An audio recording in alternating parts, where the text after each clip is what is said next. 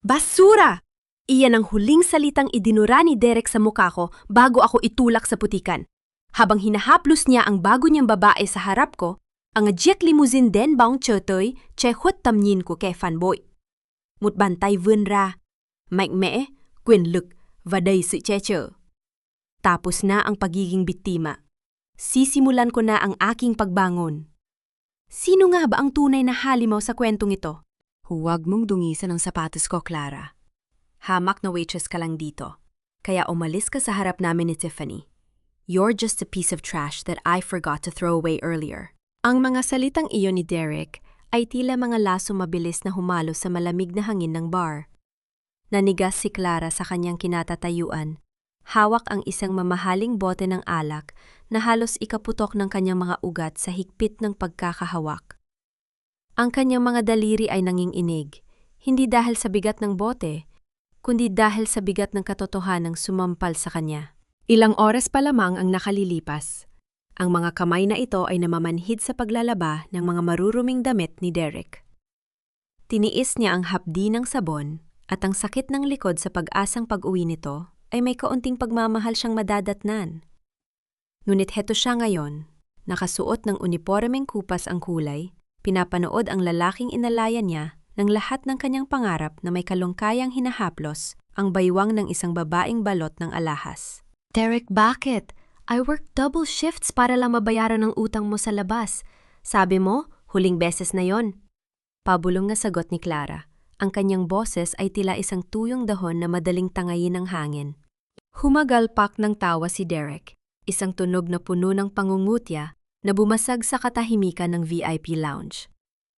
You're so pathetic, Clara. Akala mo ba talaga may halaga ka pa sa akin? Ginamit lang kita dahil ikaw lang ang tangang maniniwala sa akin, and now, I'm done with you. Here, take this as a tip for your dramatic performance. Kinuha ni Derek ang isang baso ng tubig at walang pag-aalinlangang ibinuhos ito sa paanan ni Clara. Ang lamig ng tubig ay tumagos sa kanyang balat, ngunit mas malamig ang pakiramdam na.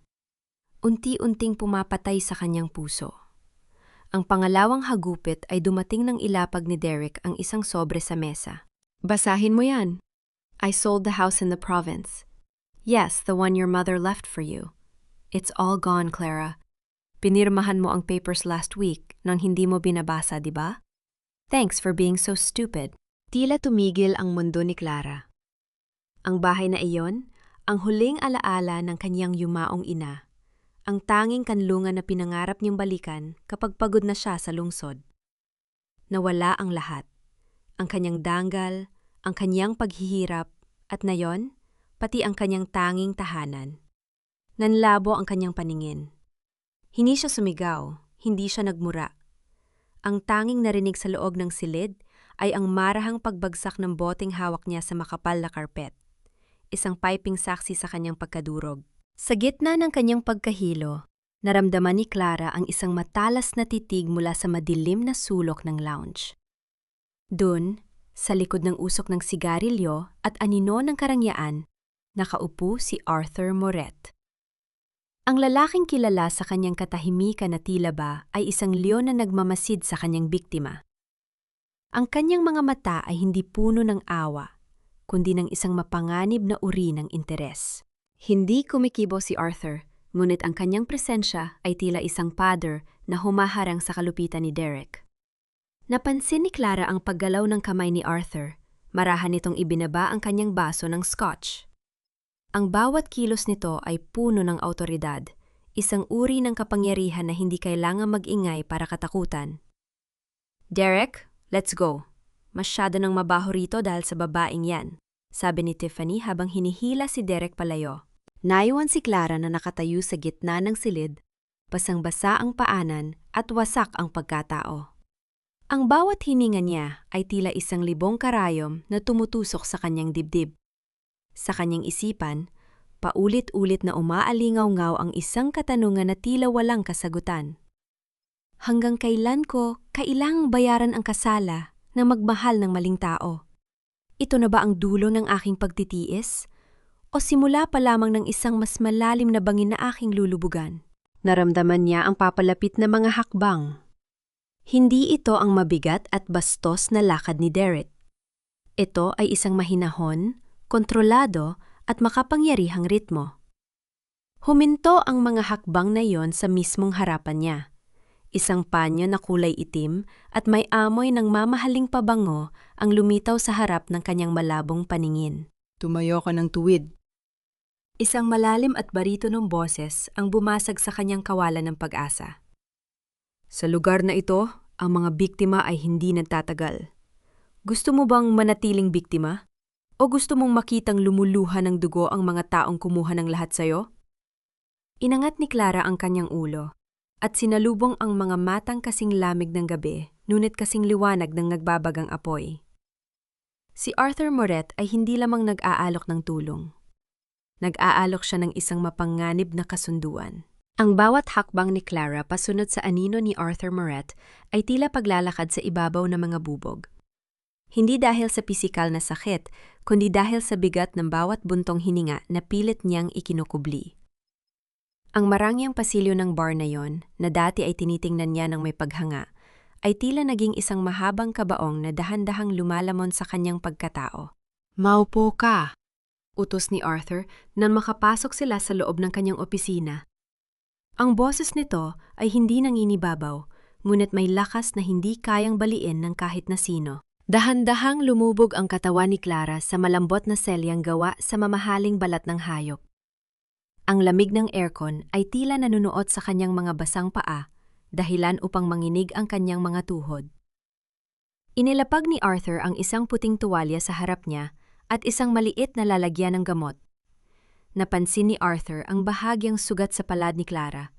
Marahil ay nakuha niya ng tangkaing pulutin ang mga basag na bote kanina. Bakit niyo po ito ginagawa, sir? Pabulong na tanong ni Clara habang nakatitig sa kanyang mga palad. Waitress lang po ako rito. Wala akong maibabayad sa kabutihang loob niyo. Kung iniisip niyo pong, huwag mong ituloy ang sasabihin mo. Putol ni Arthur. Ang kanyang mga mata ay nanatiling nakatuon sa isang dokumentong nasa ibabaw ng mesa.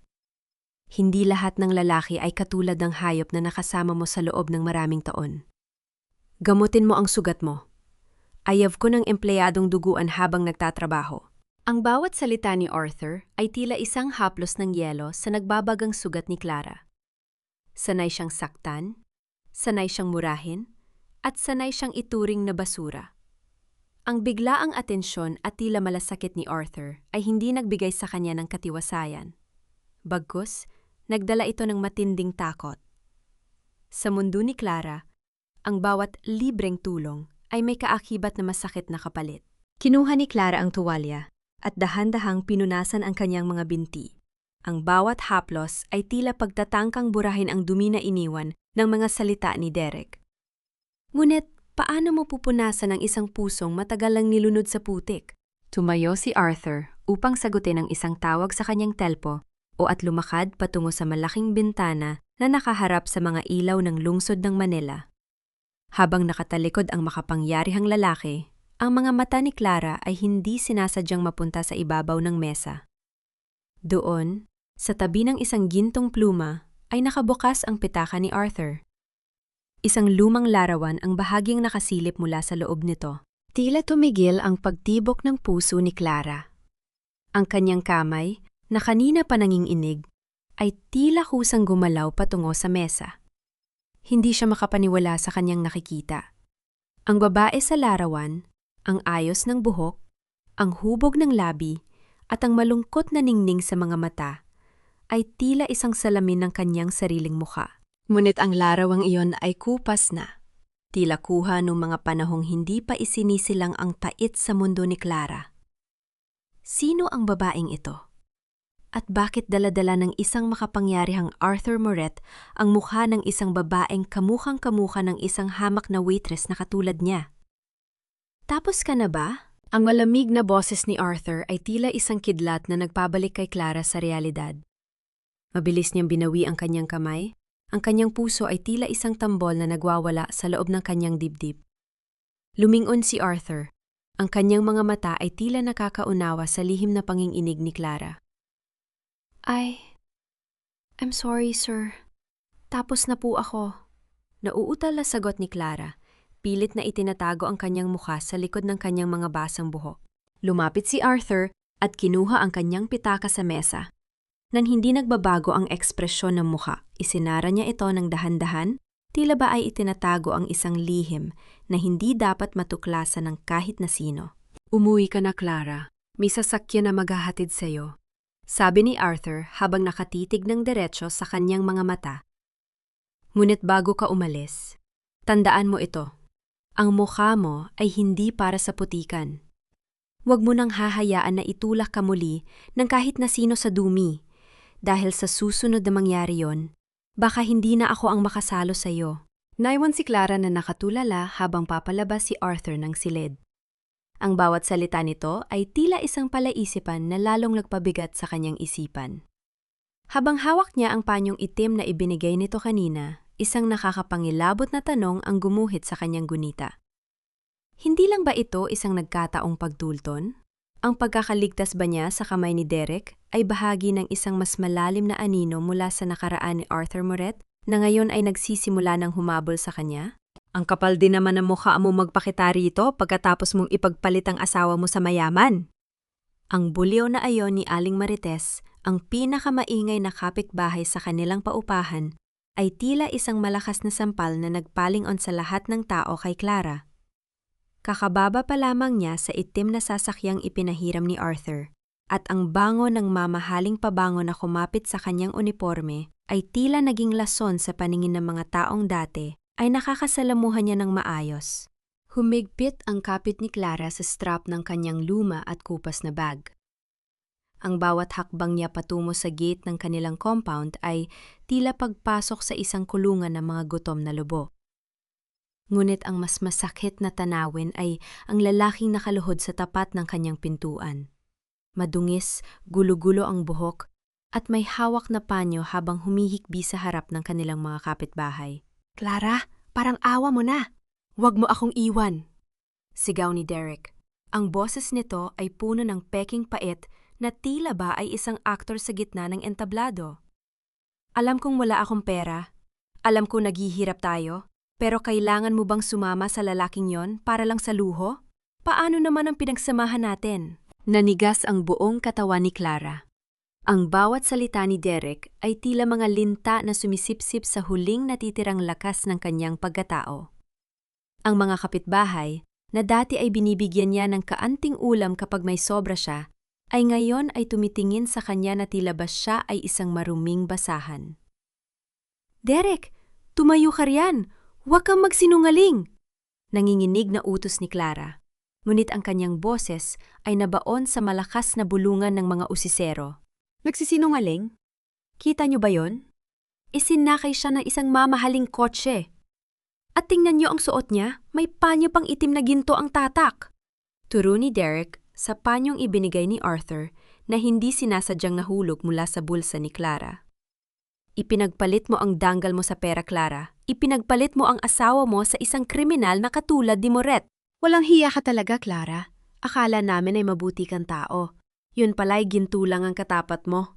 Sigaw ng isa pang kapitbahay habang ang iba ay nagsimulang maghagis ng mga maliliit na bato at basura sa paanan niya.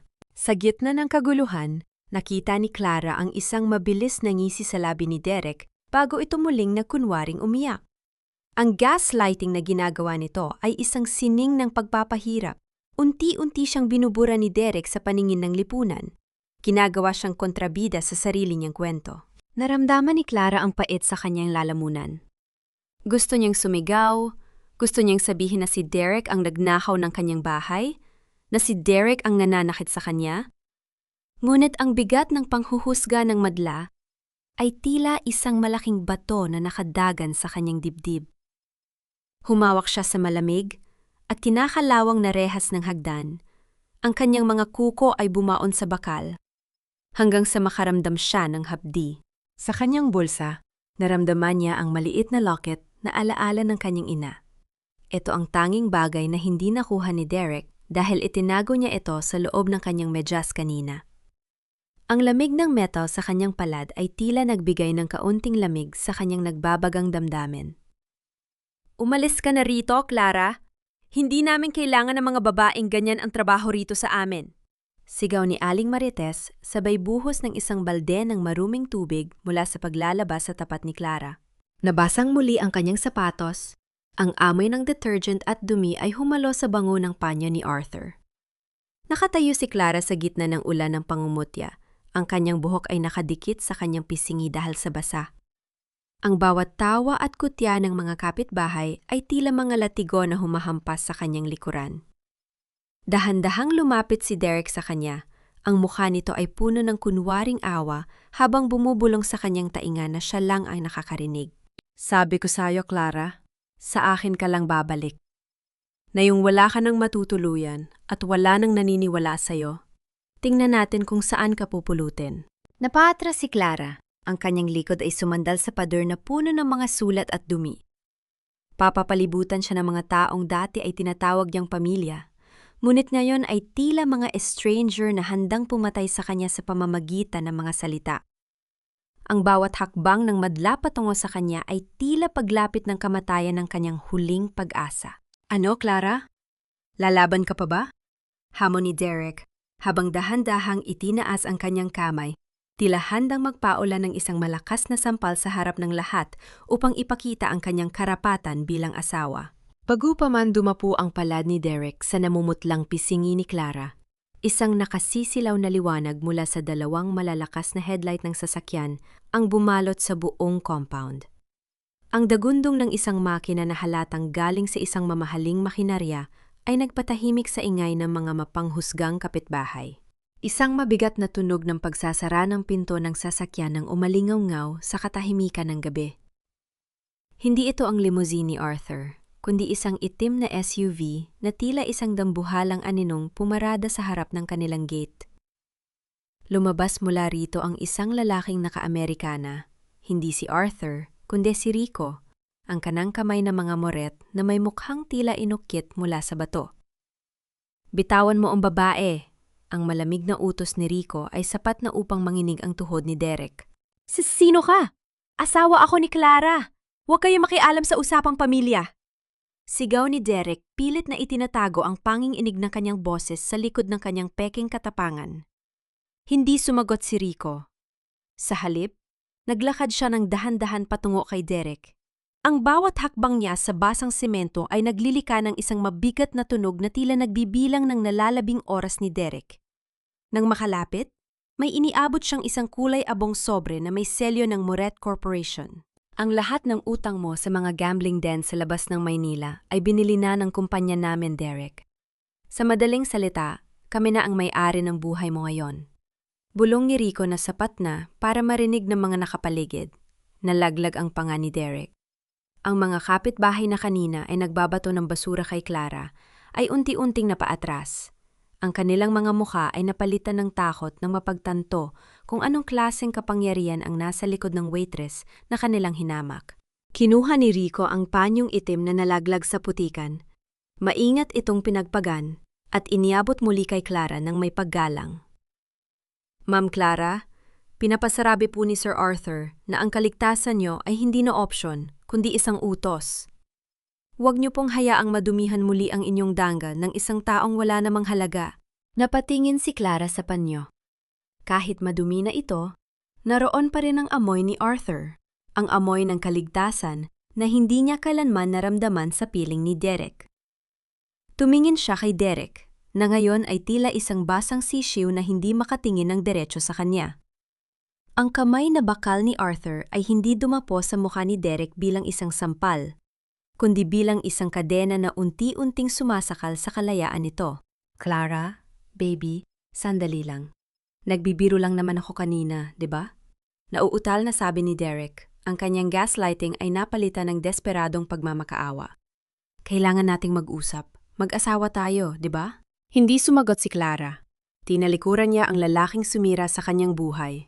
Sa bawat hakbang niya paakyat sa kanyang maliit na silid, nararamdaman niya ang matatalas na titig ni Rico na nagbabantay sa ibaba. Ang katahimikan sa compound ay naging nakabibingi. Tila ba ayaw na ring huminga ng mga kapitbahay sa takot na baka sila naman ang isulod ng kamay na bakal ni Moret. Nang makapasok sa kanyang kwarto, isinara ni Clara ang pinto at sumandal dito. Ang kanyang puso ay tila isang ibon na pilit kumakawala sa kanyang dibdib.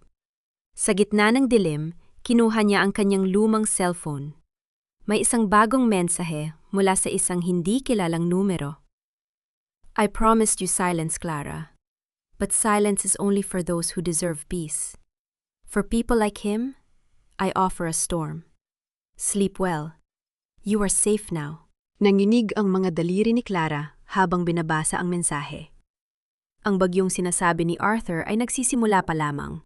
At alam ni Clara na sa gitna ng unos na ito, siya ang magiging sentro. Ngunit sa likod ng takot, may isang kakaibang pakiramdam na nagsimulang sumibol sa kanyang puso. Isang pakiramdam na matagal na niyang kinalimutan. Pag-asa. Isang mapanganib na uri ng pag-asa. Ngunit bago pa man niya maibaba ang cellphone, isang malakas na katok ang yumanig sa kanyang pinto. Hindi ito ang mahinahong katok ni Rico. Ito ay isang marahas, desperado at galit na paghampas sa kahoy. Clara! Buksan mo ito! Hindi mo alam kung anong pinasok mo. Akala mo ba ay ililigtas ka niya? Gagamitin ka lang din niya katulad ng ginawa ko. Sigaw ni Derek mula sa labas. Ang kanyang boses ay puno ng puot at baliw na tawa. Tumingin si Clara sa bintana at nakita niya ang isang itim na envelope na ipinasok sa ilalim ng kanyang pinto. Hindi ito galing kay Arthur. May nakasulat na pangalan sa labas na nagpalamig sa kanyang dugo, Doña Remedios Moret. Hindi lahat ng sugat ay nanggagaling sa pisikal na pananakit. Ang pinakamasakit na sugat ay nagmumula sa mga salitang binitawan ng Mayniti, ngunit kasing talas ng labaha. Dahan-dahang pinulot ni Clara ang itim na sobre. Ang papel nito ay tila gawa sa seda, malamig sa haplos, at may amoy ng mga bulaklak ng liryo. Isang amoy na sumisimbolo sa karangyaan, ngunit nagdadala ng babala ng kamatayan. Sa loob nito ay walang sulat na mahaba, kundi isang check na may malaking halaga at isang maikling nota na nakasulat sa elegante ngunit matigas na paraan. Layuan mo ang anak ko bago mo pagsisihan ang araw na isinilang ka. Ang bawat titik ay tila mga kuko na kumakalmot sa lalamunan ni Clara. Hindi pa man siya nakakabangon mula sa putik na iniwan ni Derek. Heto at isang dambuhalang alon naman ang nagbabadyang lumunod sa kanya. Ang langit na akala niya ay unti-unting nagliliwanag dahil kay Arthur ay muling binalot ng madidilim na ulap. Kinaumagahan, pumasok si Clara sa trabaho na tila isang anino. Ang bawat kalansing na mga baso at ang mahinang tugtog sa loob ng bar ay tila mga ingay na nanggagaling sa kabilang mundo. Nakatayo siya sa likod ng counter, pilit na pinapanatili ang tuwid na tindig, ngunit ang kanyang mga mata ay hindi mapakali sa tuwing bumubukas ang pintuan. Clara, may bisita ka sa VIP Room 1. Huwag kang magkakamali dahil napaka-importante ng taong yon.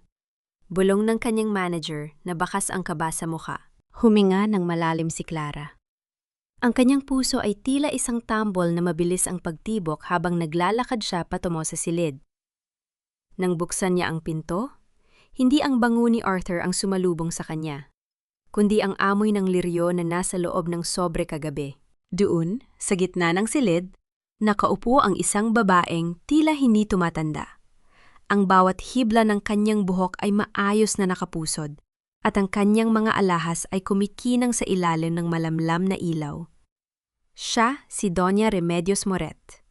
Ang reyna ng mga Moret na ang tingin sa mga katulad ni Clara ay hindi tao, kundi isang peste na dapat lipulin. So, ikaw pala ang babaeng inuubusan ng oras ng anak ko. Simula ni Doña Remedios. Ang kanyang boses ay tila isang malambot na kanta, ngunit ang bawat nota ay puno ng lason. Hindi ko akalain na ang isang hamak na waitress na may maduming nakaraan ay maglalakas loob na tumingin sa itaas. Ma'am, wala po akong masamang intensyon kay Sir Arthur. Mahinang sagot ni Clara. Ang kanyang mga kamay ay mahigpit na nakahawak sa tray na tila ito ang kanyang tanging panangga. Tumayo ang Donya at dahan-dahang lumapit kay Clara. Ang tunog ng kanyang mga mamahaling sapatos sa carpeted na sahig ay tila isang hatol na papalapit.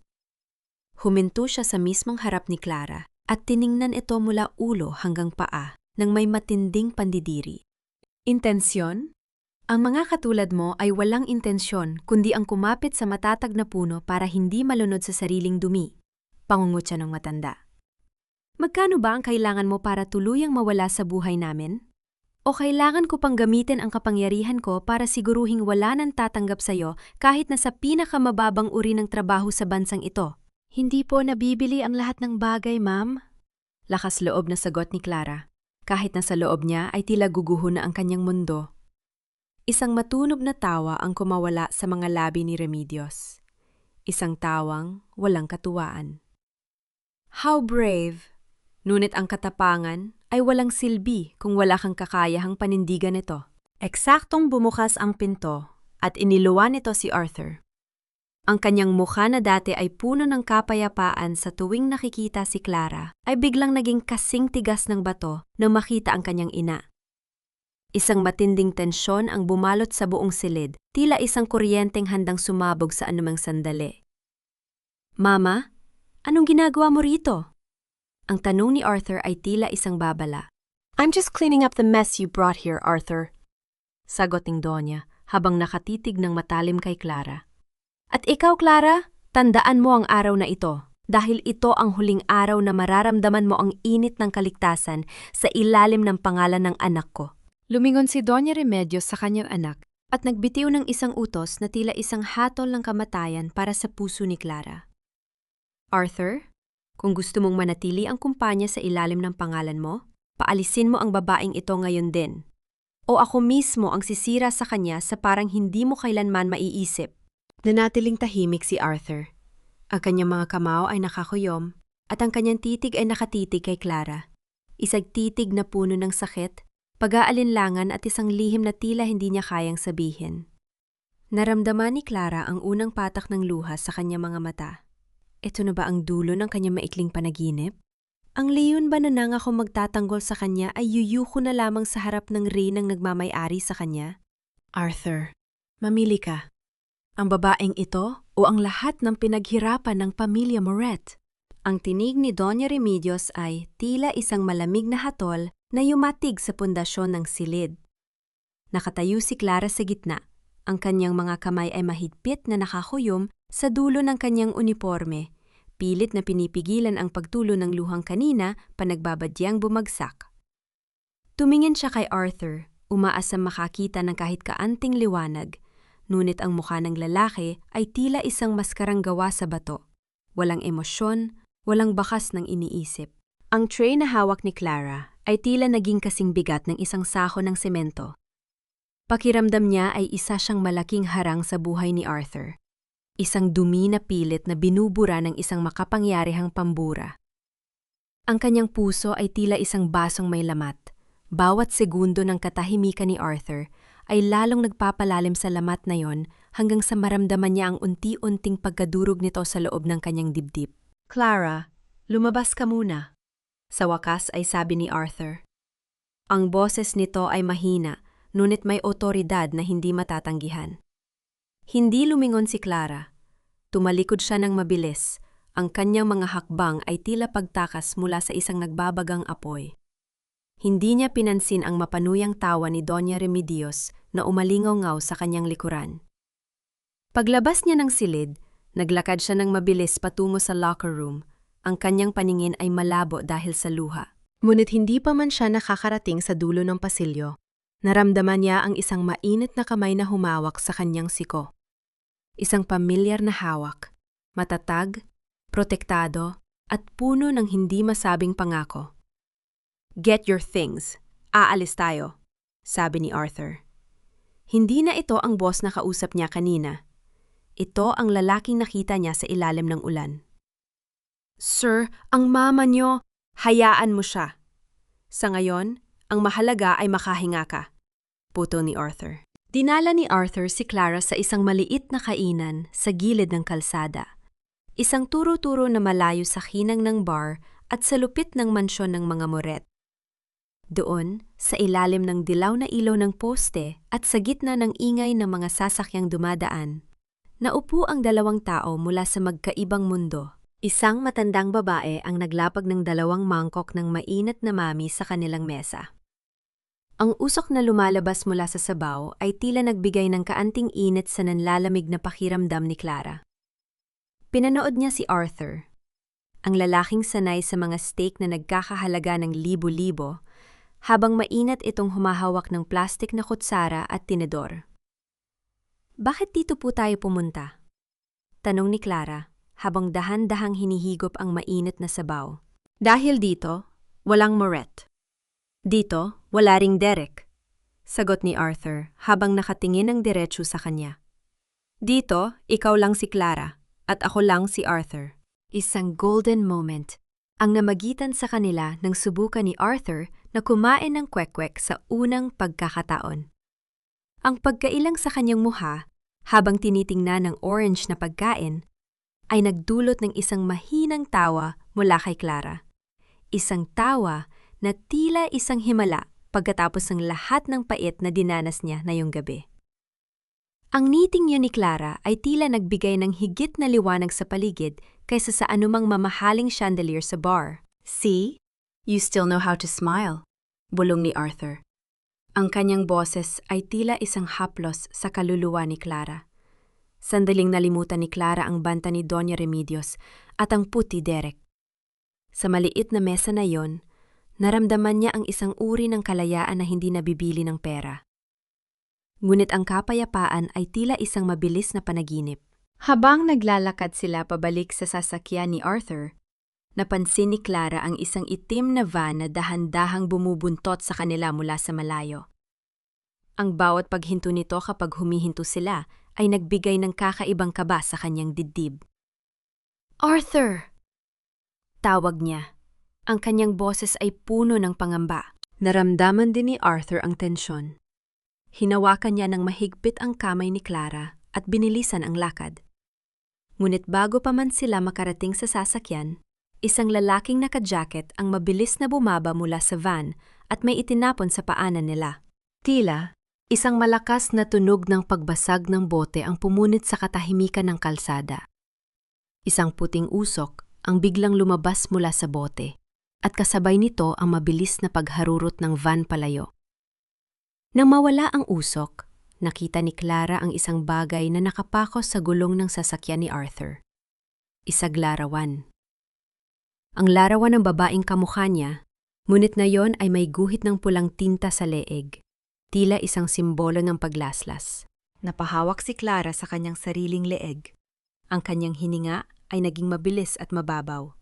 Hindi na ito pananakot lang ng isang ina o pagsiselos ng isang dating asawa. Ito ay isang anino mula sa nakaraan ni Arthur na tila handang pumatay para lamang makuha ang hustisya o ang paghihigante. "Clara, huwag kang titingin," utos ni Arthur. Nuwit huli na. Sino ang babaeng ito sa larawan na tila nagiging sumpa sa buhay ni Clara? At hanggang kailan kayang protektahan ng isang leon ang isang tupa kung ang kalaban ay ang sarili nitong dugo? Ang gabi ay tila naging isang dambuhalang anino na unti-unting sumasahal sa huling pag-asa ni Clara. Sa loob ng sasakyan ni Arthur, ang katahimikan ay kasing bigat ng isang makapal na kumot na basa ng ulan.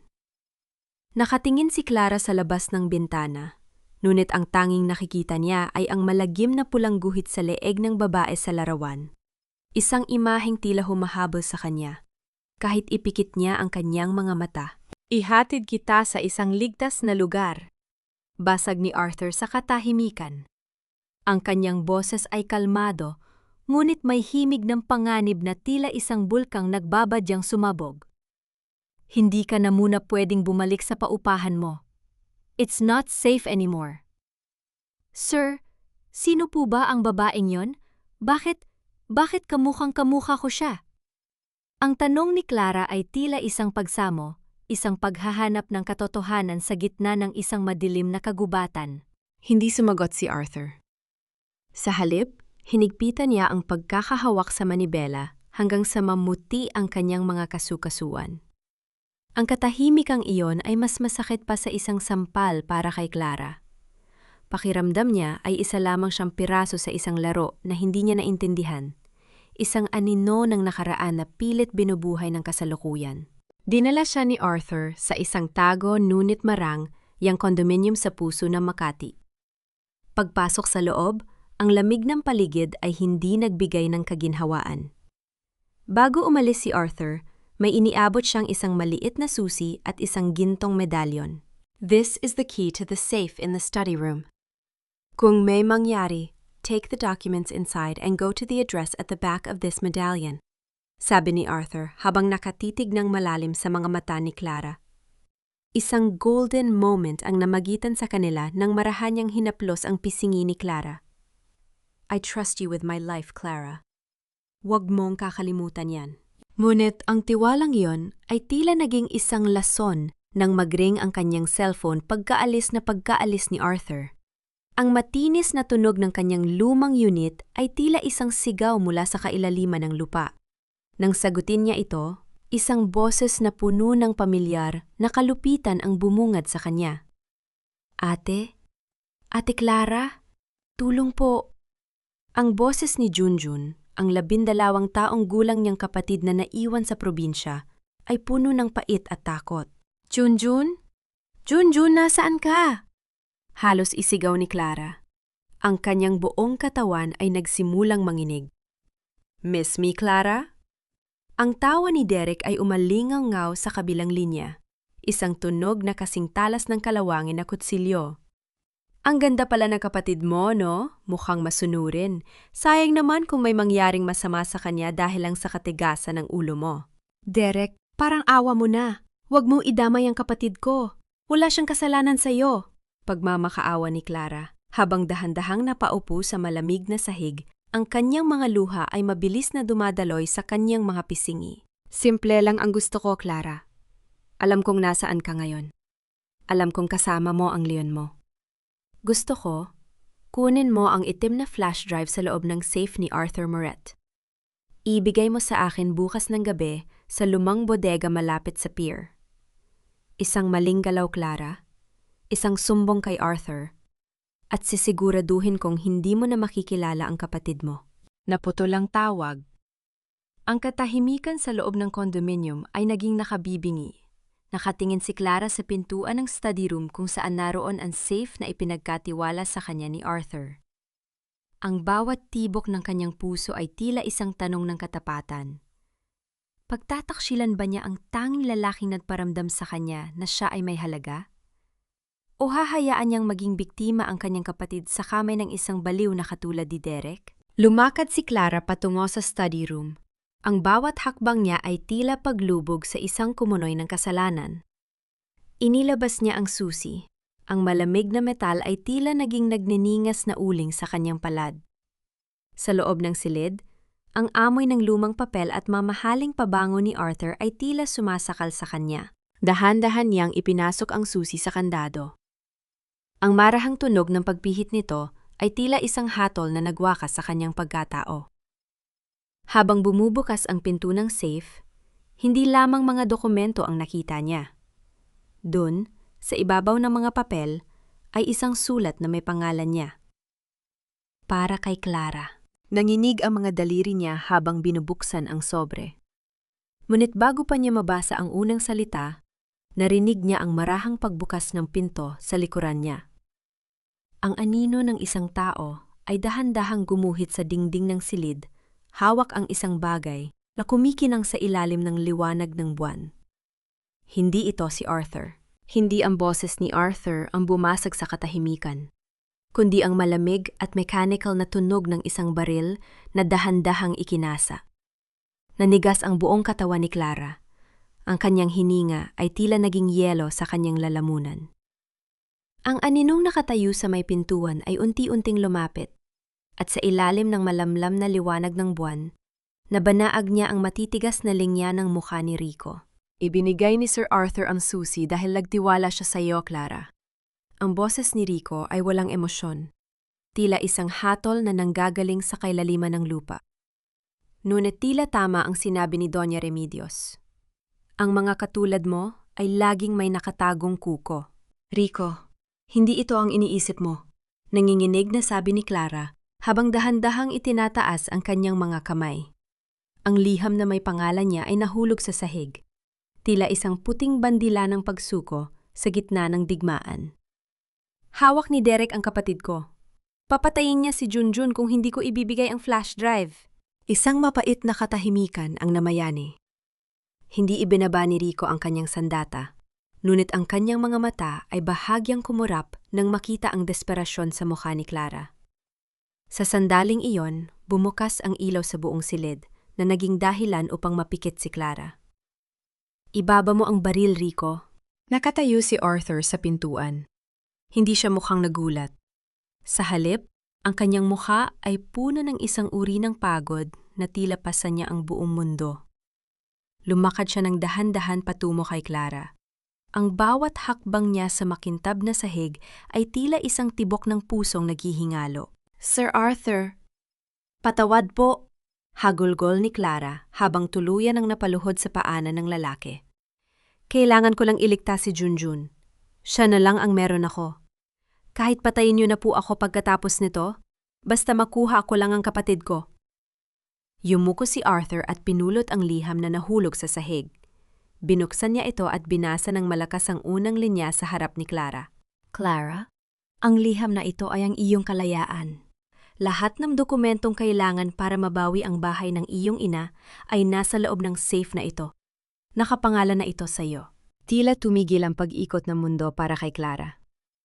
Ang lalaking binalak niyang pagnakawan ay ang lalaki palang tahimik na nagtatrabaho para ibalik sa kanya ang lahat ng nawala. Ang sakit ng katotohanan ito ay mas matindi pa sa anumang latigo ni Derek.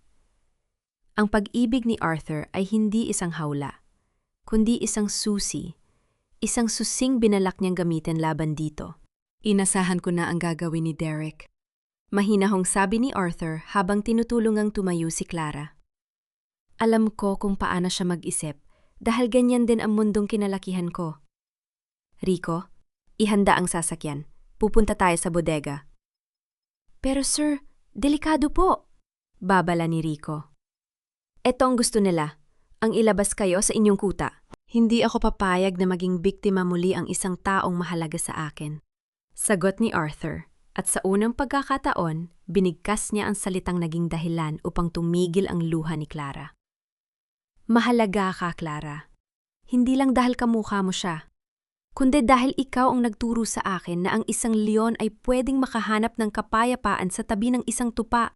Isang golden moment ang namagitan sa kanila nang hawakan ni Arthur ang mga kamay ni Clara. Hindi ito hawak ng isang boss, kundi ng isang lalaking handang itaya ang lahat. Ibinigay niya kay Clara ang itim na flash drive mula sa kanyang bulsa. Ibigay mo ito kay Derek, bulong ni Arthur. Ngunit kailangan mong magtiwala sa akin sa huling pagkakataon. Ang flash drive na yan ay may lamang tracker. Sa oras na isalpak niya yan, malalaman namin ang bawat kilos niya. Paano ko malaman niya? Tanong ni Clara. Ang kaba ay muling bumabalot sa kanyang dibdib. Hindi niya malalaman, sagot ni Arthur, habang dahan-dahang hinahalikan ang noo ni Clara. Dahil sa gabing ito, wawakasan natin ang anino ni Derek sa buhay mo. Habang papalabas sila ng condominium, napansin ni Clara ang isang anino sa labas ng bintana ng kabilang gusali. Isang taong may hawak na binocular. Hindi lamang si Derek ang nagmamasid. Ang maaningil na si Doña Remedios ay tila may sarili ring plano na hindi alam ni Arthur. Sino ang tunay na nagmamanipula sa gabing ito? Ang flash drive ba ay magiging susi sa kaligtasan? O ito ang mitsa na magpapasabog sa huling pagkakataon ng kaligayahan ni Clara? Hindi lahat ng tulong ay galing sa puso. Ang iba ay pain lamang para sa isang mas malaking bitag. Ang mga salitang iyon ay paulit-ulit na humahagupit sa isipan ni Clara habang nakaupo siya sa likod ng sasakyan ni Arthur. Ang ulan ay nagsimulang pumatak sa bintana. Ang bawat butil nito ay tila mga luhang hindi na kayang ilabas ng kanyang mga mata. Sa tabi niya, si Arthur ay tahimik. Ang kanyang mga mata ay nakatuon sa kalsada. Ngunit ang kanyang presensya ay tila isang pader na unti-unting nagkakalamat. Everything will be fine, Clara. We will get Junjun back, bulong ni Arthur. Ngunit sa ilalim ng kanyang paninigurado, may isang uri ng pait na hindi maikakaila. Dumating sila sa lumang bodega malapit sa pier. Ang amoy ng kalawang at dagat ay humahalo sa lamig ng gabi. Habang naglalakad si Clara patungo sa loob, hawak ang flash drive, naramdaman niya ang matalas na titig ng mga tauhan ni Derek mula sa dilim. Ngunit ang hindi niya alam, sa kabilang bahagi ng bodega, ang mga tauhan ni Doña Remedios ay nakahanda na. Hindi para iligtas siya, kundi para wakasan ang anumang ugnayan niya kay Arthur. Nandito na ako, Derek! Ibigay mo sa akin ang kapatid ko! Sigaw ni Clara. Ang kanyang boses ay nanginginig sa takot at galit. Lumabas si Derek mula sa anino. Hila-hila ang umiiyak na si Junjun. Ang bilis mo naman, Clara. Mukhang mahal na mahal mo talaga ang leon mo, kaya nagwa mo siyang pagnakawan para sa amin. Ibinigay ni Clara ang flash drive. Ngunit bago pa man niya mayakap ang kapatid, isang serye ng mga flash ng kamera ang tumambad sa paligid. Mula sa itaas na palapag, lumitaw si Doña Remedios, kasama ang ilang mga bodyguard at isang kilalang reporter. Look at this, Arthur. Ang boses ng Doña ay umalingaw mula sa isang speaker.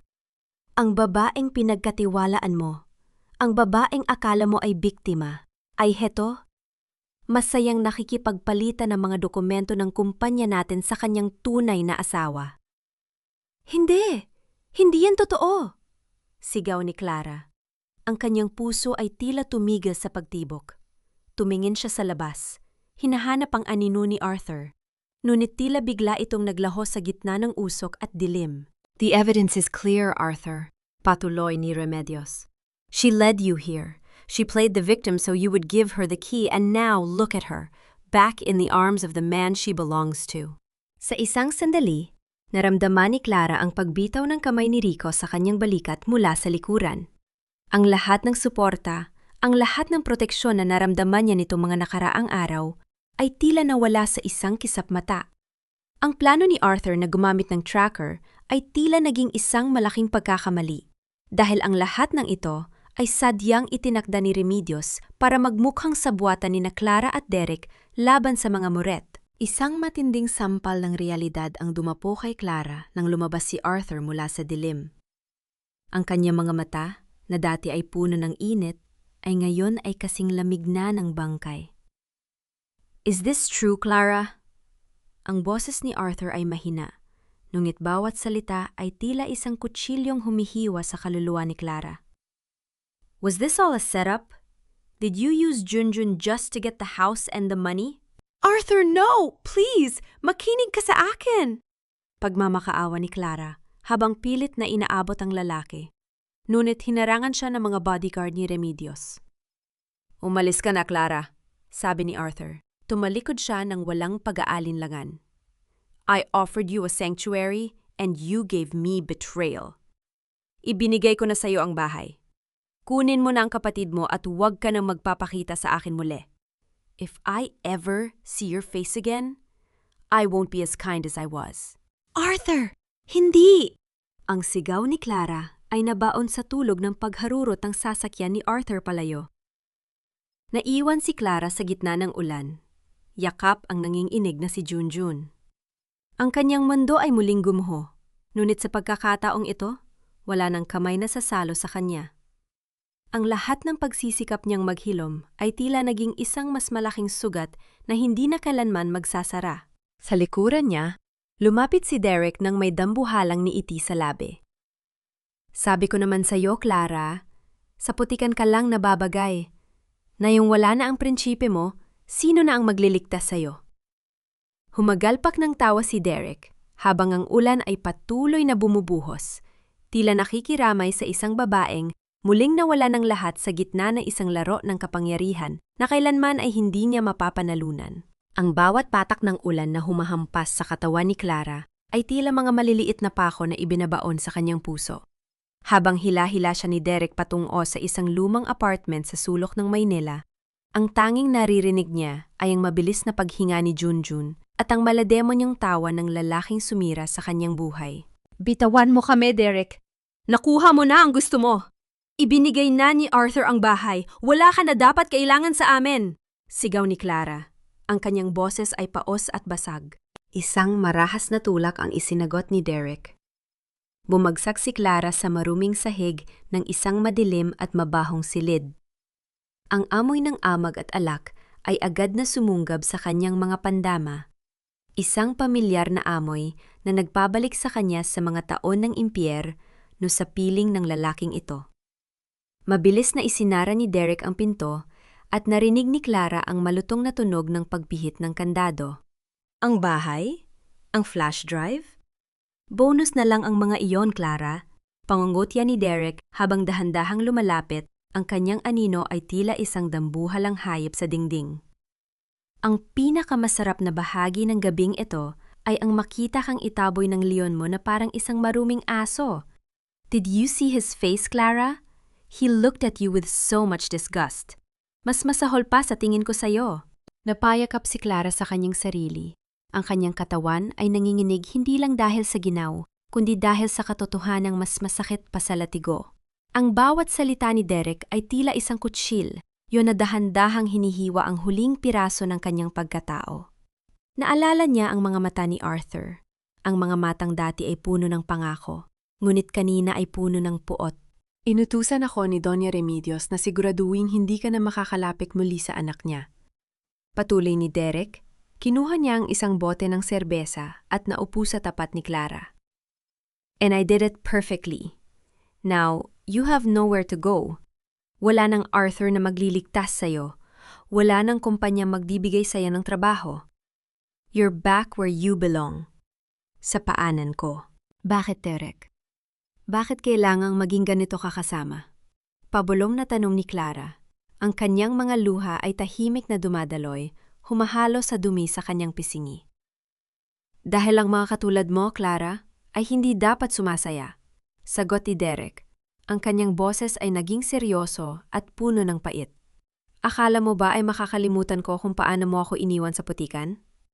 Ngayon, mararamdaman mo kung paano mabuhay sa dilim nang walang kahit isang anino ng pag-asa. Lumapit si Derek at hinawakan ng mahigpit ang panga ni Clara, pilit itong iniharap sa kanya. Dito ka lang, sa kwartong ito. Hanggang sa mabulok ang ganda mong akala mo ay makakapag-ahon sa'yo. At si Junjun? Huwag kang mag-alala. Gagawin ko siyang katulad ko. Isang magnanakaw, isang magnoloko, isang moret killer. Wag! Parang awa mo na, Derek. Wag ang kapatid ko! Pagmamakaawa ni Clara. Pilit siyang nganlaban, ngunit muli siyang itinulak ni Derek sa sulok. Lumabas si Derek at muling narinig ni Clara ang paglock ng pinto mula sa labas. Naiwan siyang mag-isa sa dilim. Ang katahimikan sa loob ng silid ay naging mas matindi kaysa sa bagyo sa labas. Humiga si Clara sa malamig na sahig. Ang kanyang hininga ay tila isang panalangin na hindi naririnig ng langit. Sa gitna ng kanyang kawalan ng pag-asa, isang kakaibang tunog ang narinig niya mula sa ilalim ng sahig. Isang mahinang kalos, tila may isang bagay na dahan-dahang gumagalaw. Pagkatapos, ay isang nakabibinging katahimikan ang muling namayani na tila ba ang buong mundo ay huminto sa paghinga. Biglang, isang marahas na kalabog ang yumanig sa pinto ng silid. Hindi ito ang mahinahong katok ng isang tao, kundi isang puwersa ang tila gustong gibain ang buong gusali. Clara! Lumayo ka sa pinto? Isang boses ang umalingaw-ngaw mula sa labas. Isang boses na hindi inaasahan ni Clara na maririnig muli sa gitna ng kanyang impyerno. Ngunit bago pa siya makasagot, ang ilaw sa loob ng silid ay biglang namatay at isang malamig na bulong ang narinig niya sa mismong tabi ng kanyang tainga. Huwag kang gagawa ng ingay kung gusto mong mabuhay. Ang bawat pintig ng puso ni Clara ay tila isang tambol na nagwawala sa loob ng kanyang dibdib. Sa gitna ng kadiliman, naramdaman niya ang isang magaspang nuit matatag na palad na tumakip sa kanyang bibig. Ang amoy ng gunsmoke at mamahaling leather ay humalo sa malansang hangin ng silid. Isang amoy na hindi kay Derek. Shh! Si Rico ito. Ang bulong ay kasing hina ng paglipak ng pakpak ng gamo-gamo. Ngunit sapat na para magbigay ng kuryente ng pag-asa sa nanlalamig na dugo ni Clara. Nandito kami, huwag kang gagalaw. Sa labas ng pinto, narinig ni Clara ang pagalit na boses ni Derek. Sino yan? Sinong nanggugulo rito? Wala kayo alam kung sino ang kinalaban nyo. Ang tunog ng pagkabali ng kahoy at ang marahas na kalabog ng mga gamit na nabubuwag sa labas ay umalingaw-ngaw, na tila may isang dambuhalang hayop na nagwawala sa kabilang panig ng pader. Biglang, ang pinto ng silid ay tumalsik mula sa kanyang mga bisagra. Ang liwanag mula sa mga flashlight ng mga pulis at ang asul at pulang ilaw ng mga patrol car sa labas ay tumama sa mukha ni Clara. Sa gitna ng usok at alikabok, isang anino ang dahan-dahang lumakad papasok. Ang bawat hakbang nito ay tila isang hatol na nagpapayanig sa pundasyon ng gusali. Hindi ito isang anino ng pagkatalo. Ito ang anino ng isang leon na nagbalik para bawiin ang kanyang pag-aari. Sir Arthur? Ang boses ni Clara ay halos hindi lumabas sa kanyang lalamunan. Nakatayo si Arthur Moret sa gitna ng silid. Ang kanyang coat ay bahagyang basa ng ulan, at ang kanyang mga mata ay nagbabaga sa galit na hindi pa kailanman nakikita ni Clara.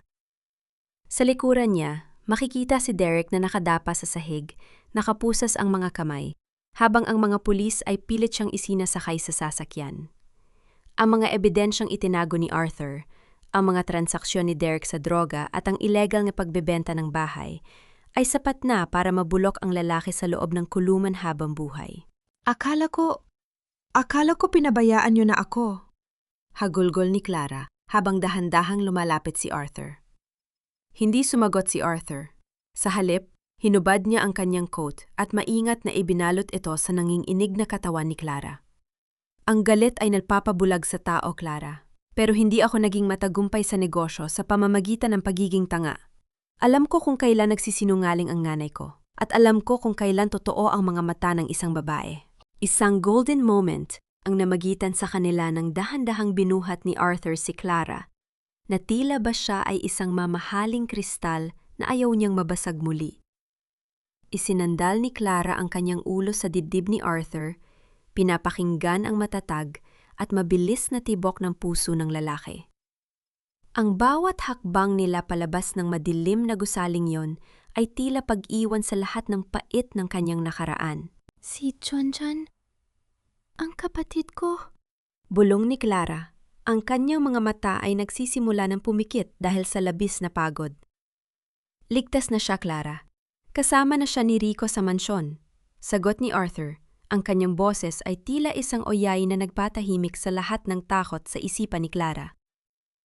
Tapos na ang lahat. Wala nang sasaktan sa inyo. Sumakay sila sa sasakyan habang ang ulan ay unti-unti nang humihina. Sa gitna ng katahimikan, hinawakan ni Arthur ang kamay ni Clara. Ang kanilang mga daliri ay nagtagpo sa ilalim ng madilim na gabi. Ngunit habang papalayo sila sa lugar na iyon, isang matalas na titig mula sa isang kotseng nakaparada sa di kalayuan ang sumunod sa kanila. Sa loob ng kotseng iyon, hawak ni Doña Remedios ang kanyang cellphone. Ang kanyang mukha ay kasing puti ng papel sa tindi ng galit. Huwag ka magdiwang, Arthur.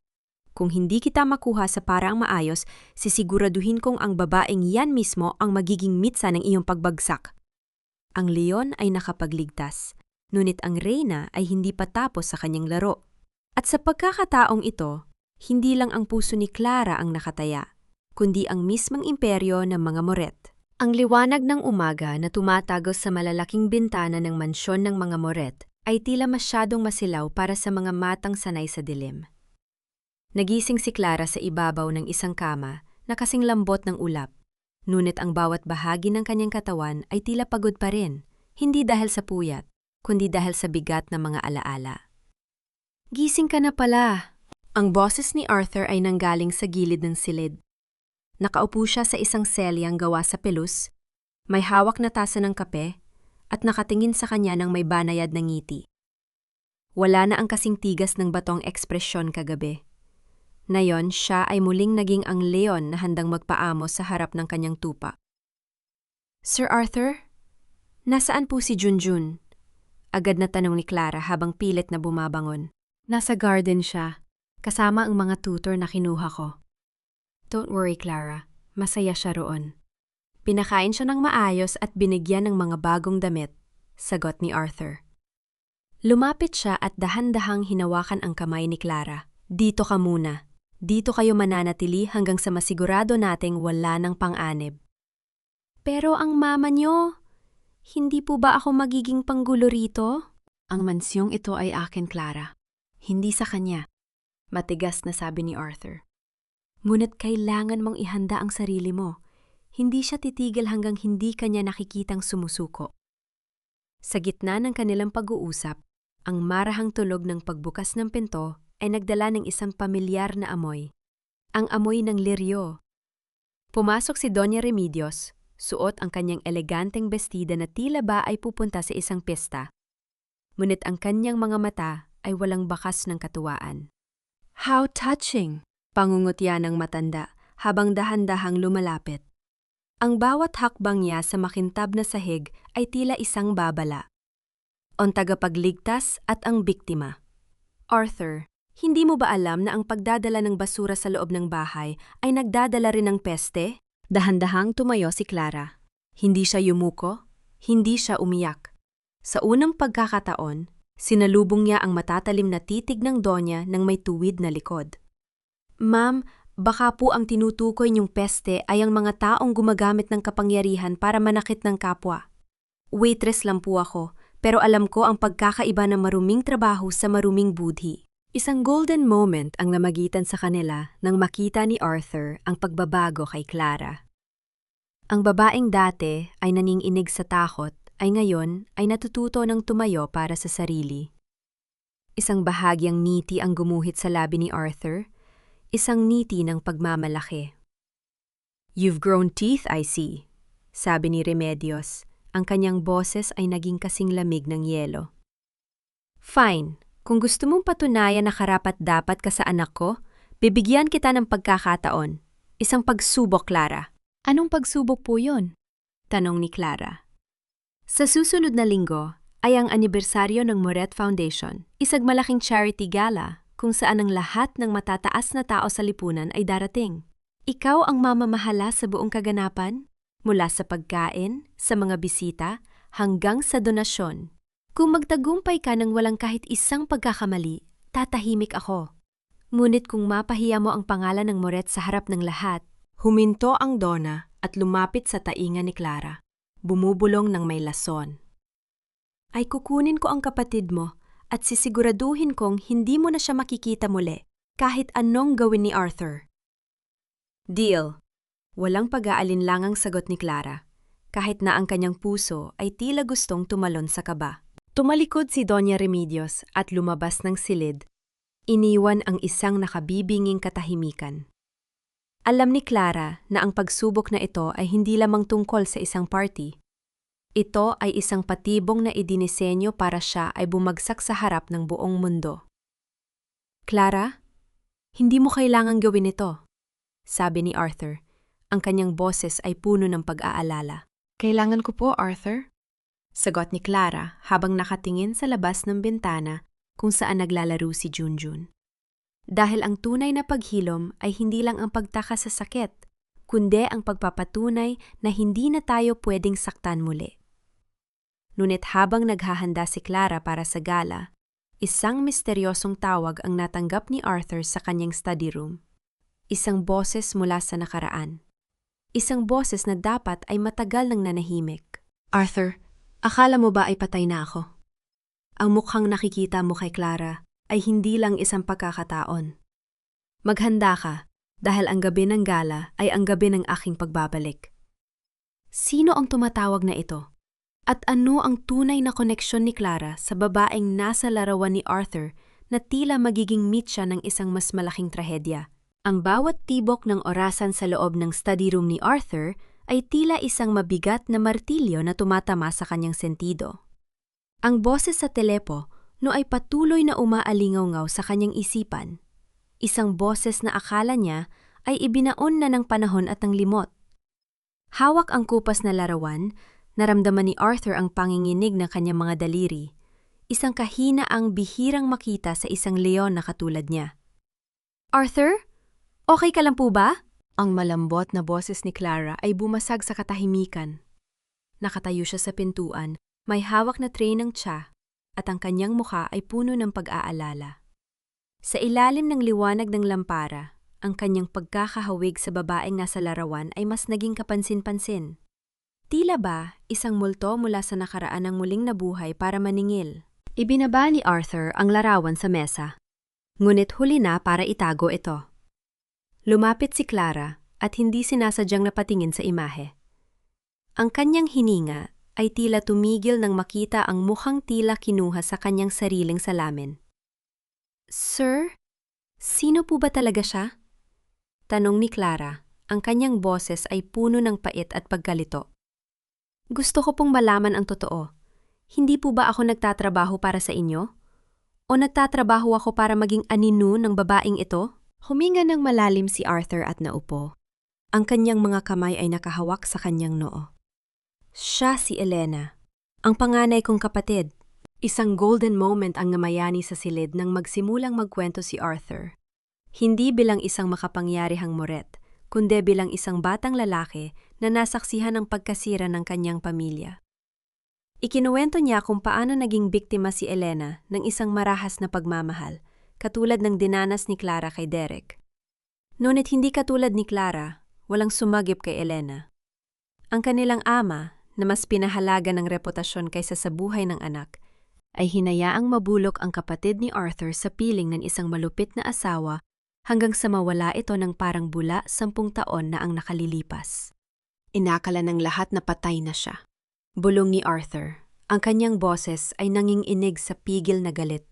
Yon ang dahilan kung bakit hindi ko hahayaang mangyari sa'yo ang nangyari sa kanya. Nung nakita-kita sa bar, nakita ko ang huling pagkakataon ko para itama ang pagkakamali ko noon. So, kailangan niyo lang po ako para mawala ang guilt niyo? Ang tanong ni Clara ay tila isang kutsil o nahumiwa sa hangin. I'm just a project? Isang paraan para makatulo kayo ng mahimbing sa gabi? No, Clara. Mali ka.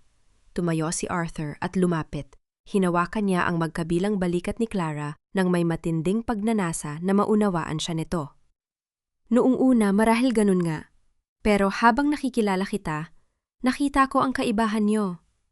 Si Elena ay sumuko pero ikaw ay lumalaban. You found peace in the middle of the storm and that peace, iyon ang naging santuwaryo ko. Napatitig si Clara sa mga mata ni Arthur. Nakita niya ang tapat na pagsisisi at ang malalim na sugat na itinatago nito sa likod ng kanyang kapangyarihan. Ngunit bago pa siya makasagot, isang marahas na pagbukas ng pinto ang muling nagpabalik sa kanila sa realidad. Nakatayo si Doña Remedios sa may pintuan. Ang kanyang mukha ay puno ng isang mapanirang ngiti. Hawak niya ang isang lumang dokumento na tila ba ay isang tropeyo ng digmaan. How dramatic! Pangungutya ng matanda. Pero mukhang kulang ang kwento mo, Arthur. Bakit hindi mo sabihin sa kanya ang tunay na dahilan kung bakit hindi kailanman mahanap si Elena? At kung bakit ang dugong nananalaytay sa mga ugat ni Clara ay baka hindi rin nalalayo sa dugong pilit mong kinakalimutan? Naniga si Arthur. Ang dokumentong hawak ni Remedios ay isang birth certificate mula sa probinsya kung saan lumaki si Clara. Isang dokumento na naglalaman ng isang pangalang hindi kailanman inakala ni Clara na makikita niya sa tabi ng pangalan ng kanyang ina. Anong ibig niyo pong sabihin? Tanong ni Clara. Ang kanyang boses ay halos pabulong na sa tindi ng kaba. Ang nanay mo, Clara. Hindi siya simpleng taga-probinsya lang. Sabi ni Remedios habang dahan-dahang lumalapit, ang bawat salita niya ay tila isang patak ng asido. Siya ang mistress ng tatay ni Arthur. At ikaw? Ikaw ang bunga ng pagkakamali ngayon. Ang babaeng mahal ng anak ko ay ang kanyang sariling kapatid sa labas. Tila gumuho ang buong mansyon sa pandinig ni Clara. Ang katahimikan sa loob ng silid ay naging nakabibingi, tila ba ang hangin mismo ay tumigil sa pagdaloy. Tumingin si Clara kay Arthur, laghanap ng pagtanggi, ngunit ang nakita niya ay ang parehong gulat at takot na nararamdaman niya. Hindi yan totoo, iling ni Clara habang dahan-dahang umaatras. Nagsisinungaling kayo! The DNA test is already scheduled, Clara. Malamig na sabi ni Remedios. Hanggang kailan niyo kayang panindigan ang pag-ibig na ito kung ang buong mundo ang magsasabing ito ay isang sumpa? Sa labas, ang kulog ay muling gumuhit sa madilim na langit kasabay ng mabilis na pagharurot ng isang sasakyan patungo sa gate ng mansyon. Isang tao ang bumaba mula rito. Isang taong balot ng anino at may hawak na isang lumang singsing na pagmamay-ari ni Elena. Sino ang misteryosong taong ito? Nakakarating lang. At ang revelasyon ba ni Doña Remedios ay isang katotohanan o isa lamang itong pinakamatinding kasinungalingan para tuluyang wasakin ang puso ni Arthur at Clara? Ang bawat salita ni Doña Remedios ay tila isang malupit na sumpa na bumasag sa katahimikan ng silid. Ang hangin sa loob ng study room ay tila naging kasing bigat ng tingga na naging dahilan upang mahirap ang huminga si Clara. Tumingin siya kay Arthur, umaasang makakita ng isang mariing pagtanggi, ngunit ang nakita niya sa mga mata nito ay isang uri ng takot na hindi pa niya nasasaksihan noon. Isang takot na baka ang pinaka-iniingatan nilang pag-ibig ay isa palang malaking kasalanan sa harap ng Diyos at ng tao. Hindi yan totoo. Nauutal na sabi ni Clara. Ang kanyang boses ay tila isang malabong bulong sa gitna ng unos. Ang nanay ko, pinalaki niya ako ng maayos. Hindi siya ang babaeng sinasabi niyo. Ang katotohanan ay hindi nagbabago dahil lang sa emosyon mo, Clara. Pangungutya ni Doña Remedios habang dahan-dahang itinatabi ang birth certificate. Dugo ang nagbubuklod sa inyo ni Arthur. Ang pagmamahalan ninyo ay isang karumaldumal na pagkakamali. Isang golden moment na matinding sakit ang gumuhit sa mukha ni Arthur. Dahan-dahan siyang lumapit kay Clara.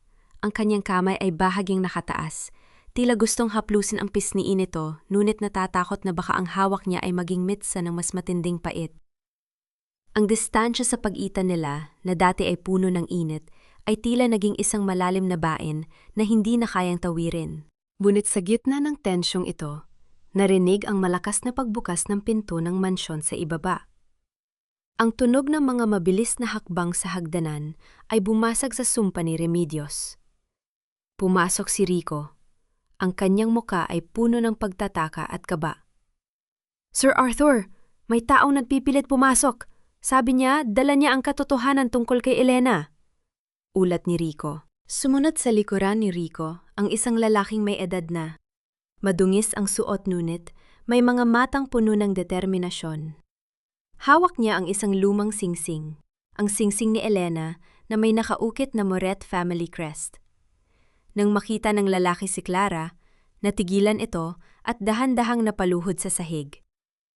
"Elena?"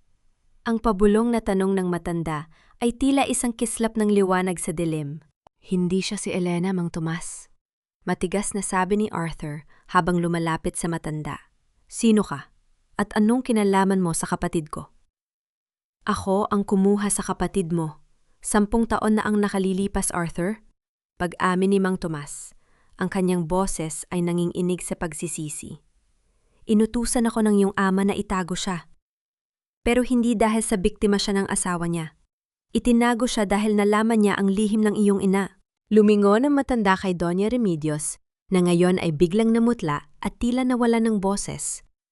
"Ang babaeng sinasabi ni Doña Remedios na mistress ng iyong ama, ang nanay ni Clara, siya ang tunay na tagapagmana ng kalahati ng ari-arian ng Moret na ninakaw ng iyong ina. Si Clara ay hindi mo kapatid, Arthur. Siya ang anak ng babaeng pinatay sa gutom at lungkot ni Remedios para lamang manatili ang kapangyarihan sa kanyang mga kamay." Isang high-stakes na revelasyon ang bumalot sa buong silid. Ang kasinungalingan tungkol sa incest ay isa palang desperadong hakbang ni Remedios upang hindi matuklasan ang kanyang krem sa nakaraan. Ang birth certificate na ipinakita niya ay sadyang dinoktor upang takutin ang dalawa. "Nagsisinungaling siya! Paalisin ang taong yan!" Sigaw ni Remedios. Ang kanyang boses ay puno ng histerya. Ngunit huli na, lumapit si Arthur sa kanyang ina. Ang kanyang mga mata ay nagbabaga sa matinding puot at pagkabigo. "Lahat ba ng ito, Mama? Lahat ng ito ay dahil lang sa pera at kapangyarihan? Ginamit mo ang pinakasagradong damdamin namin para lang protektahan ang sarili mo? Ginawa ko yan para sa iyo, Arthur. Para sa kinabukasan mo." Pagtatanggol ng Donya, ngunit wala nang naniniwala sa kanya. Tumingin si Arthur kay Clara, at sa pagkakataong ito, wala nang pag-aalinlangan sa kanyang mga mata. Mabilis siyang humakbang at nilitis ang distansya sa pagitan nila Niyakap niya si Clara nang mahigpit na tila ba ayaw na niya itong pakawalan kailanman. Ang bawat hagulgo ni Clara ay tila musika ng paglaya sa kanyang pandinig. Ngunit habang nagaganap ang madamdamin pagtatagpong ito, isang nakapanging yilabot na tawa ang narinig mula sa ibaba ng bintana. Isang anino ang dahan-dahang umaakyat sa balkonahe. Hawak ang isang bote ng gasolina at isang lighter. Si Derek. Nakataka siya mula sa paglilipat ng bilanggo at ang kanyang huling layunin ay hindi ang makuha si Clara, kundi ang makitang masunog ang lahat ng nagbigay sa kanya ng kaligayahan. Kung hindi ka mapupunta sa akin, Clara, walang makakakuha sa'yo. Sigaw ni Derek sabay hagis ng nagminingas na bote sa loob ng silid. Agad na kumalat ang apoy sa makakapal na kortina ng study room. Ang cliffhanger ay hindi lamang tungkol sa katotohanan, kundi tungkol sa mismong kaligtasan ng lahat ng nasa loob ng mansyon. Arthur! Ang mga dokumento! Ang kapatid ko! Sigaw ni Clara sa gitna ng umuusok na paligid. Sino ang maliligtas sa nagniningas na impyerno ito? At sa pagbagsak ng mga moret, sapat ba ang katotohanan para makapagsimulang muli?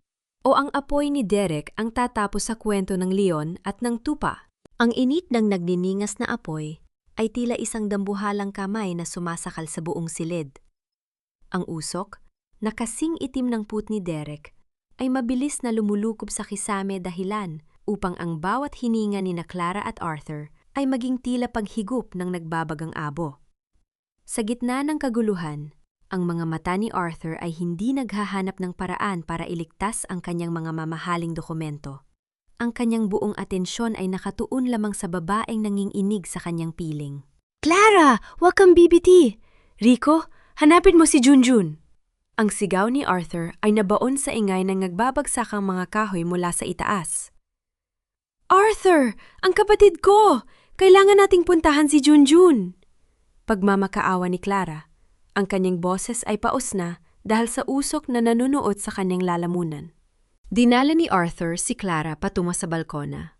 Ngunit bago pa man sila makalabas, isang anino ang humarang sa kanilang daan. Si Derek, na may hawak na dugo ang piraso ng bakal, ay nakatayo sa gitna ng mga nagliliyab na kortina. Ang kanyang mukha ay hindi na mukhang tao. Ang bawat guhit nito ay puno ng baliw na galit at desperasyon. Walang lalabas ng buhay dito!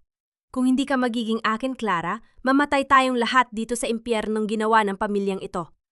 Ang sigaw ni Derek ay tila isang halinghing ng isang nasugat ang hayop. Isang golden moment ng katapangan, ang namayani ng humakbang si Arthur sa harap ni Clara. Ginagawa ang kanyang sariling katawan na panangga laban kay Derek. Tapos na ang pananakot mo, Derek. Ang apoy na ito ay hindi magiging libingan namin, kundi ang maglilinis sa lahat ng dumi na iniwan mo sa buhay ni Clara. Sa isang mabilis na pagkakataon, sumugod si Derek, ngunit ang leon ay mas mabilis. Sa gitna ng naglalagablab na silid, nagtagpo ang lakas ng isang lalaking nagmamahal at ng isang lalaking nagnanasa lamang ng kontrol.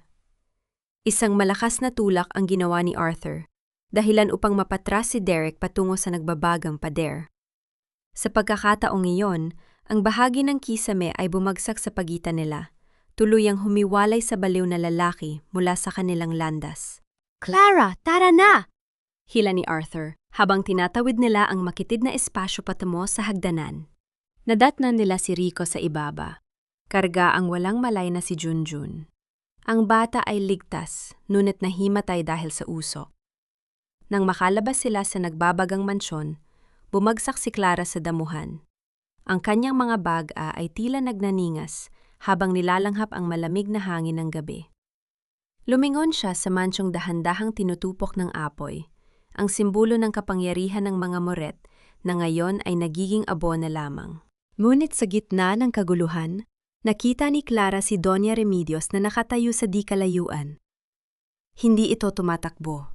Hindi ito humihingi ng tulon. Nakatitig lamang ang matanda sa nasusunog na bahay. Ang kanyang mga kamay ay nakayakap sa isang maliit na jewelry box na tila ba yon ang kanyang huling hininga. Ang lahat ng kanyang pinaghirapan, ang lahat ng kanyang ninakaw, ay naglalaho na sa harap ng kanyang mga mata. Isang matinding katahimikan ang namayani nang ang buong mansyon ay tuluyang gumuho. Ang mga bumbero at pulis ay nagsidatingan, ngunit para kay Clara, ang mundo ay binubuo lamang nila ni Arthur at ng kanyang kapatid. Lumapit si Arthur kay Clara at nilitis ang distansya sa pagitan nila. Naupo siya sa damuhan at dahan-dahang inihilig ang ulo ni Clara sa kanyang balikat. Ang kanyang mga kamay na may mga galos at uling ay maingat na humawak sa mukha ng babae. Ligtas na tayo, Clara. Wala na ang mansyon, wala na ang mga lihim. Ang natitira na lang ay ang katotohanan. Bulong ni Arthur. Ang bawat salita ay tila isang gamot na naghihilom sa mga sugat ng kaluluwa ni Clara. Pero Arthur, paano ang buhay mo? Ang lahat ng yaman mo ay naroon sa loob. Tanong ni Clara habang nakatingin sa nagbabagang guho. Ang tunay na kayamanan ko ay nasa harap ko ngayon. Sagot ni Arthur habang dahan-dahang idinidikit ang kanyang no sa no ni Clara.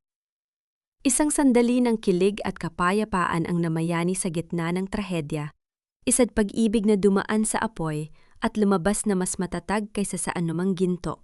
Ngunit habang ang mga pulis ay naghahanap sa guho, isang opisyal ang lumapit kay Arthur nang may seryosong muka. Sir, may natagpuan kaming katawan sa loob, pero hindi ito ang sospek na si Derek.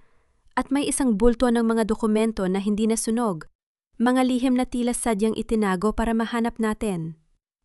Sino ang katawan na nasa loob? At ang mga dokumentong yon pa ang tuluyang magpapalaya kay Clara? O magdadala ng isang bagong bagyo na mas malakas kaysa sa apoy na katatapos lang? Ang bawat butil ng abo na tinatangay ng hangin mula sa guho ng mansyon ay tila mga piraso ng isang masakit na kahapong dahan-dahang naglalaho. Sa loob ng pansamantalang silid sa isang ospital, nakaupo si Clara sa tabi ng kama ni Junjun. Ang payapang paghinga ng kanyang kapatid ay ang tanging musikang kailangan niya para maniwala na tapos na ang bagyo. Bumukas ang pinto nang walang anumang ingay. Pumasok si Arthur, bit-bit ang isang makapal na envelope. Ang kanyang mga mata ay pagod, ngunit ang ningning ng pag-asa ay naroon pa rin. Naupo siya sa tabi ni Clara at hinawakan ang kanyang kamay. Ang mga daliri nila ay nagtagpo. Tila ba nagbubuklod sa dalawang kaluluwang dumaan sa apoy? Ang katawan na nahanap sa guho. Hindi yon si Derek. Simula ni Arthur. Ang kanyang boses ay mahina, ngunit matatad. Ito ay si Maong Tomas. Binalikan niya ang mga dokumento magpapatunay sa pagkatao mo, Clara. Namatay siyang sinisigurado na mababawi mo ang danggal ng nanay mo. Naramdaman ni Clara ang pait sa kanyang lalamunan. Isang taong hindi niya lubos na kilala ang nag-alay ng buhay para sa kanyang hustisya. Binuksan ni Arthur ang envelope at inilabas ang mga papel na hindi man lang nadungisan ng usok. Doon ay nakasulat ang buong katotohanan. Ang kasal ng kanyang ina sa ama ni Arthur ay legal at si Doña Remedios ang siyang pilit na bumura sa kasaysayang yon. Ibig sabihin, ang lahat ng ito ay akin? Pabulong na tanong ni Clara habang nakatitig sa mga dokumento. Hindi lang ang ari-arian, Clara. Ang pangalan, ang karangalan, at ang kinabukasan ng mga Moret, lahat yan ay nasa mga kamay mo na ngayon, sagot ni Arthur. Ang nanay mo ay hindi mistress. Siya ang tunay na reyna ng tahanang yon. Isang golden moment ang namagitan sa kanila nang dahan-dahang lumapit si Arthur kay Clara. Hindi niya tiningnan ang mga dokumento. Ang kanyang titig ay nakatuon lamang sa mga mata ng babae. Ngunit may isang bagay na hindi nakasulat sa mga papel na yan. Isang bagay na gusto kong hingin sa'yo. Hindi bilang isang Moret, kundi bilang lalaking nagmamahal sa'yo. Tumayo si Arthur at dinala si Clara sa balkonahe ng ospital, kung saan tanaw ang unti-unting pagsikat ng araw sa Manila Bay. Ang kulay kahel na langit ay tila isang pangako ng bagong simula. Sa ilalim ng liwanag na iyon, inilabas ni Arthur ang isang simpleng singsing. Hindi ito kasing laki ng mga alahas ni Doña Remedios, ngunit may dalisay na ningning. Clara, dinala kita sa impyerno at ibinalik sa lupa. Nasaksihan mo ang pinakamadilim na bahagi ng pagkatao ko, sabi ni Arthur. Ang kanyang boses ay puno ng emosyon. Gusto kong simulan ang bawat umaga sa tabi mo. Gusto kong ako ang maging pader mo laban sa anumang unos. Will you marry me, Clara? Hindi dahil sa utang na loob, kundi dahil sa pag-ibig na dumaan sa apoy at hindi natupok. Naramdaman ni Clara ang mainit na luhang dumadaloy sa kanyang mga pisini. Ang bawat sugat, ang bawat sampal ni Derek, at ang bawat pangungutya ni Doña Remedios ay tila naghilom sa isang sandali. Inabot niya ang kamay ni Arthur at dahan-dahang tumango. Yes, Arthur. Higit pa sa oo. Sagot ni Clara habang isinusuot ni Arthur ang singsing sa kanyang daliri. Ang singsing ay dahan-dahang dumapo sa ibabaw ng maliliit na sikat sa kanyang kamay. Isag paalaala na ang kagandahan ay pwedeng magmula sa sakit. Ngunit sa kabilang bahagi ng lungsod, sa loob ng isang madilim na selda, nakaupo si Doña Remedios. Wala na ang kanyang mga alahas, wala na ang kanyang kapangyarihan. Ngunit ang kanyang huling baraha ay hindi pa nailalapag. Isang abogado ang lumapit sa kanya at may ibinulong. Ma'am, buhay si Derek. Sugatan siya pero nakatakas siya patungo sa probinsya. At dala niya ang isang bagay na kinuha niya mula sa vault bago ito sumabog. Ang huling testamento na magpapabagsak kay Arthur. Ang tagumpay ba ni na Clara at Arthur ay isa lamang maikling pahinga bago ang huling pagsabog? At ano ang nakatago sa testamentong yon na pwedeng magpabago sa tadhana ng kanilang pag-ibig? Ang bawat hininga ng sariwang hangin sa probinsya ay tila isang haplos ng nagpapagaling na kamay sa mga sugat ni Clara. Nakatayo siya sa harap ng lumang bahay na minana niya sa kanyang ina. Ang bahay na dati ay tila isang pangarap na lamang. Ngunit ngayon ay muling nabuhay, mas matatag at mas maliwanag sa ilalim ng sikat ng araw. Sa tabi niya, si Arthur ay nakatingin sa malawak na palayan. Ang kanyang mukha ay payapa, malayo sa ingay at gulo ng Maynila. Dito nagsimula ang lahat, Arthur? Pabulong na sabi ni Clara habang hinahaplos ang kinakalawang, ngunit matibay na rehas ng gate. At dito rin pala matatapos ang lahat ng pait. Isang golden moment ang namahagi sa kanila nang lumabas si Junjun mula sa loob ng bahay. Tumatakbo at may dalang mga sariwang bunga ng mangga. Ang tawa ng bata ay umalingaw-ungaw sa buong bakuran. Isang tunog na tila nagbubura sa bawat sigaw ng takot na naranasan nila sa kamay ni Derek. Ngunit sa gitna ng katahimikang ito, isang pamilyar na tunog ng pagkaluskos mula sa mga tuyong dahon sa likod ng malaking puno ng mangga ang nagpatigil sa pintig ng puso ni Clara. Dahan-dahang lumabas ang isang anino. Isang lalaking balot ng benda ang mukha. Pilay ang paglakad at ang mga mata ay puno ng isang uri ng baliw na determinasyon. Si Derek. Hawak niya ang isang lumang papel na may selyo ng Moret Corporation. Ang huling testamentong ninakaw niya mula sa nagniningas na mansyon. Akala niyo ba ay ganun lang kadali iyon? Ang boses ni Derek ay paos, tila nanggagaling sa kailaliman ng isang libingan. Arthur, ang testamentong ito, nakasulat dito na mawawala sa iyo ang lahat ng posisyon mo sa kumpanya kung magpapakasal ka sa isang taong hindi aprobado ng board. At hulaan mo kung sino ang paboritong-paborito ng board? Ang nanay mo. At ang nanay mo, ibinigay na sa akin ang kapangyarang ito bago siya makulong. Humagalpak ng tawa si Derek. Isang tunog na kasing talas ng kalawangin na lata. Ibigay mo sa akin ang kalahati ng yaman ni Clara bilang kapalit ng dokumentong ito? O sisiguraduhin kong babagsak ka sa putikan na pinanggalingan ng babaeng ito? Tumingin si Arthur kay Derek nang walang bakas ng takot. Sa halip, lumakad siya ng dahan-dahan patungo sa lalaking sumira sa buhay ni Clara. Ang bawat hakbang niya ay puno ng awtoridad ng isang tunay na leon. Derek, hindi mo ba binasa ang huling bahagi ng dokumentong yan? Mahinahong tanong ni Arthur. Ang board na sinasabi mo? Sila na mismo ang nagpatalsik kay Doña Remedios nang malaman nila ang kanyang mga krimen. At ang taong tinutukoy sa testamento na dapat kong pakasalan, ang nakasulat doon ay ang tunay na tagapagmana ng pamilya Moret. Kinuha ni Arthur ang kamay ni Clara at itinaas ito sa harap ni Derek. Si Clara ang Moret na tinutukoy ng tadhana at ng batas. Sa pagpapakasal ko sa kanya, Hindi ko binibitawan ang aking kapangyarihan. Bagkus, ibinabalik ko ito sa nararapat na nagmamay-ari. Ang papel na hawak mo ay wala ng silbi kundi isang basura. Tila naglaho ang huling lakas ni Derek. Ang kanyang mga kamay ay nanginig hanggang sa malaglag ang papel sa putikan, ang mismong putikan kung saan niya itinulak si Clara noon. Sa pagkakataong ito, wala nang sumigaw, wala nang nagmura. Ang katahimikan ng probinsya ang naging saksi sa kanyang tuluyang pagbagsak. Dumating ang mga pulis na kanina pa nakatago sa paligid, sa utos ni Rico. Habang isinasakay si Derek sa patrol car, lumingon siya kay Clara sa huling pagkakataon. Ngunit sa halip na poot, ang nakita niya sa mga mata ng babae ay awa, isang awa na mas masakit pa sa anumang parusa, dahil ipinapakita nito na wala na siyang kapangyarihang saktan ang pusong ito kailanman. Nang mawala ang tunog ng sirena sa malayo, muling bumalik ang katahimikan sa paligid. Humarap si Arthur kay Clara. Ang kanyang mga mata ay nagdiningning sa ilalim ng papalubog na araw. Tapos na ang huling kabanata ng dilim, Clara. Bulong ni Arthur habang maingat na niyayakap ang babae.